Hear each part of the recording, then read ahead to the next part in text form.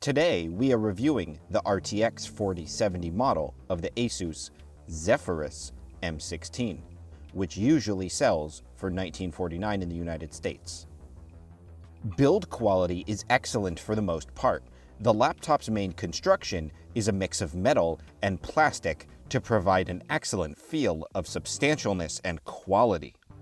The ergo lift hinge can feel too light for some people, but it's just right for me.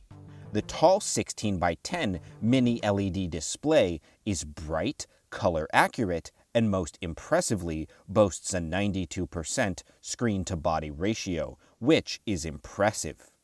Response times were impressive here too, and we didn't see any haloing in any realistic viewing scenarios. We could force it with dark games at max brightness in extreme dark situations, but for the most part, you are unlikely to notice it in daily use.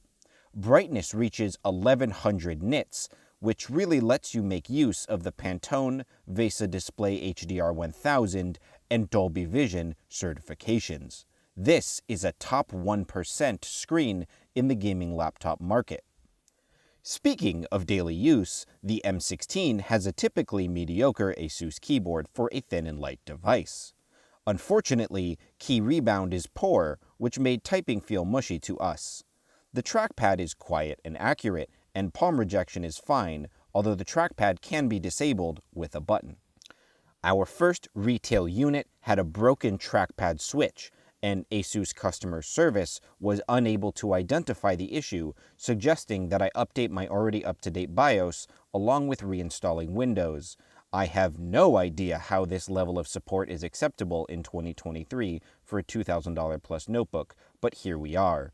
We ended up replacing it with another model without ASUS customer service and found that that one works just fine. The 4-speaker array sounds excellent, if not slightly less bass-heavy than some users might like. Battery life is admittedly poor, with only 3.5 hours of web surfing on Wi-Fi with low brightness. The result here means you need to bring the charger with you often. We think that that's unfortunate, that bigger and heavier devices like the SCAR 18 perform better than this even with their HX CPUs. We think that ASUS perhaps didn't have the time or budget to put more effort into tuning power profiles to use less power on idle, like some other laptops in this segment. The 2023 model ships with HDMI 2.1 support for 48 gigabits per second of bandwidth. Wi-Fi 6E and Bluetooth 5.3 are new for this year, but we would have preferred a LAN port to be included. ASUS offers this notebook with 3 GPUs, an RTX 4070, 4080, and 4090, and we think that everyone who is looking for this notebook should probably be avoiding the 4090 model. We think that the RTX 4070 and 4080 models are the sweet spot. This chassis is thin, so heat can be a concern, and while this laptop does keep temps reasonable, we never saw knock-your-socks-off performance.